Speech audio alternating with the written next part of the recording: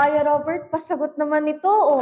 Ano ba yan? Motion problem. Yan. Favorite ng mga students. Tama ba? Okay. Let's take a look at what type of motion problem is this. A train leaves a station at 6 a.m., traveling at a constant speed of 40 miles per hour. 2 hours later, a second train leaves the same station on a parallel track, traveling in the same direction at 60 miles per hour. At what time will the second train catch up to the first train? So this is a catch-up problem. Parang ganito lang siya. Say that you have a train 1 and this is your train 2. Sabi natin, yung train 1, nauna siyang umalis at 6 a.m. Umandar na siya. This is at 6 a.m. 2 hours after, that means what time is it na? 8 o'clock. 8 a.m. na. Nandito na siya. Na si second train, simula pa lang siya aalis. Ano ba yung speed natin dito? Sabi niya is 40 miles per hour. Now, how much time did you spend here? 2 hours. Naka 2 hours ka na, right? And after that, diretso pa rin si train 1 and si train 2, diretso hanggang mahabol niya si train 1. Okay. Where the speed of train 1 will still be 40 miles per hour while train 2 will be 60 miles per hour.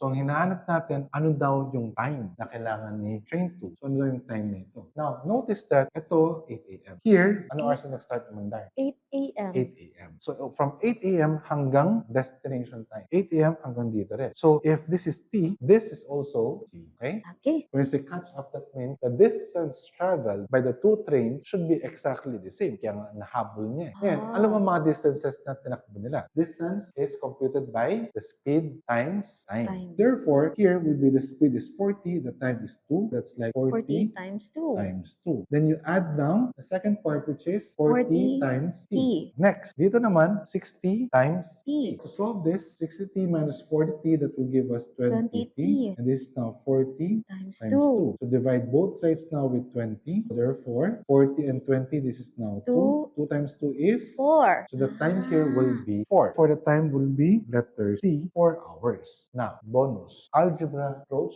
but you have to have a good diagram so that you can picture it. Another way to solve a catch-up problem, which is using this concept pa rin naman. Earlier, sinabi natin na ang lamang ng train 1 is 2 hours in terms of time. How about yung lamang niya in terms of distance? Sabi natin, 40 miles per hour. And 2 hours ang nilamang niya. Therefore, 40 times 2, 80 miles. Yan yung lamang ni train 1 over train 2. Sabi niya, 40 miles per hour yung speed ng train 1, 60 miles per hour yung speed ng train 2. Which implies that, let's say, after 1 hour, ilang miles ang tinakbo ni train 1? 40. Ilang miles tinakbo ni train 2? 60. 40 and 60. So that means ilang miles ang nahabol ni train 2?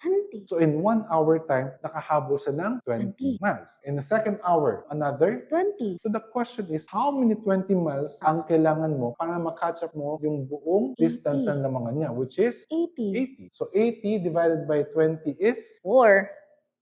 Ah. Yan lang. Yes, kakayanin ko na yung UFCAT.